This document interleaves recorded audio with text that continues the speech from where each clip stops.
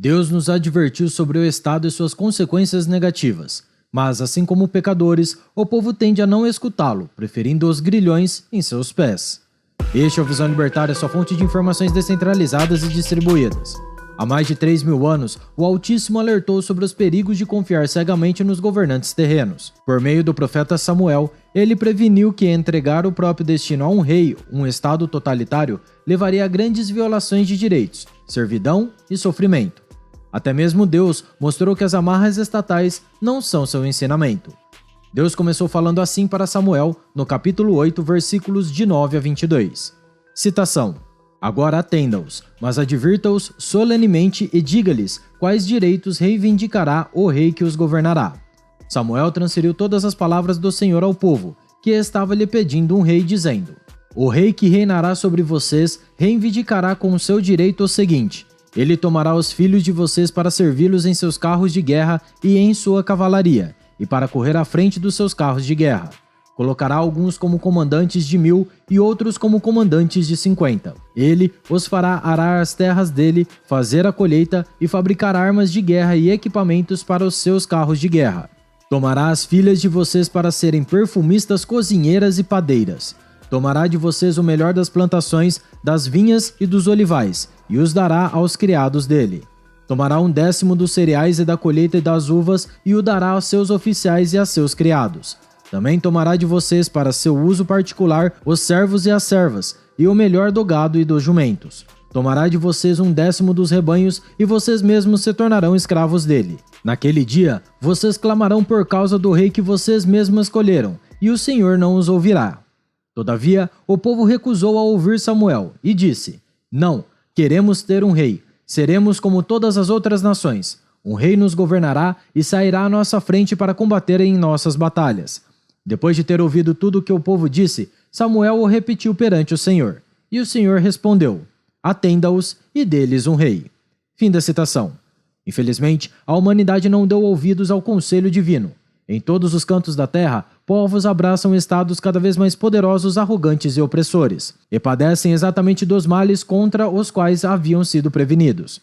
Donos da força, os governantes passaram a pilhar os frutos do trabalho alheio. Homens e mulheres tiveram seus filhos sequestrados para engrossar exércitos em guerras injustas. As melhores terras e rebanhos foram apropriadas pela elite dominante. Pesados impostos, antes inimagináveis, tornaram-se uma rotina opressiva. Servidão e escravidão em larga escala foram instituídas e consideradas normais.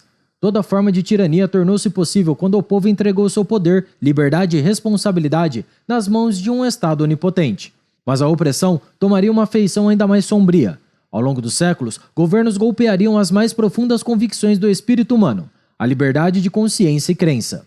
Começou assim a história sangrenta das perseguições religiosas. Do Império Romano aos antigos regimes comunistas do século XX, passando pela Inquisição, incontáveis atrocidades foram cometidas contra minorias espirituais.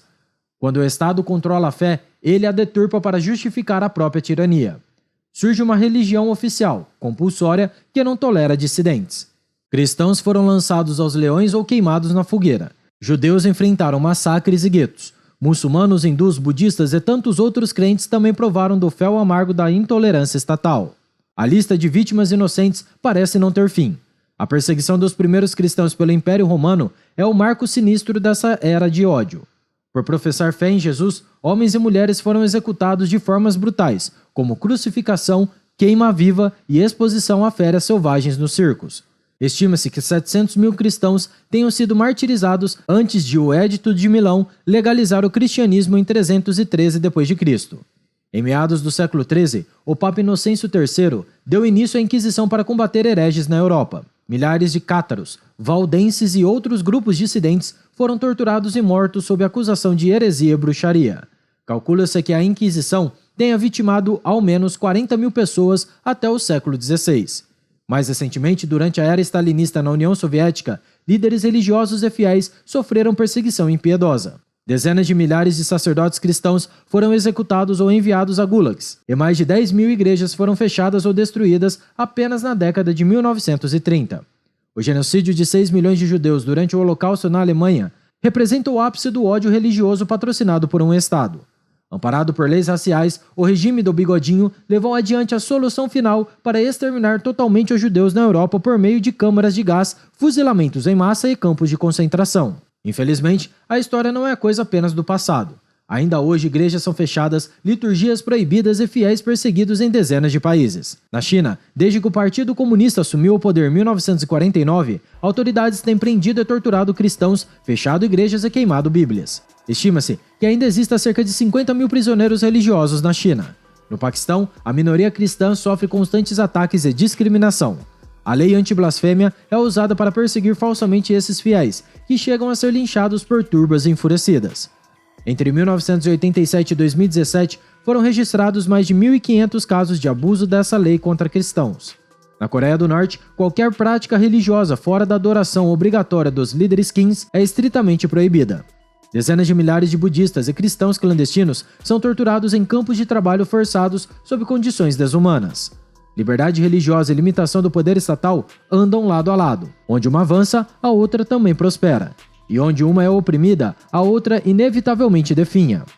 Esta lição da história precisa ser aprendida antes que mais sangue inocente seja derramado. Que as palavras do Onisciente ecoem novamente em nossos corações, nos inspirando a construir uma sociedade de paz, justiça e tolerância, onde a fé seja vivida em liberdade e ninguém tema as garras opressoras do Estado. Ainda estamos a tempo de provar ao mundo que a advertência divina não foi em vão. Obrigado por sua audiência. Esse artigo foi escrito por Alan Rafael, revisado e narrado por Coreia com K. Se você gostou do vídeo, clique no ícone de curtir abaixo e compartilhe em sua rede social. Caso deseje ser avisado de outros vídeos, clique em se inscrever e depois no botão da campainha. Até a próxima e tchau, obrigado!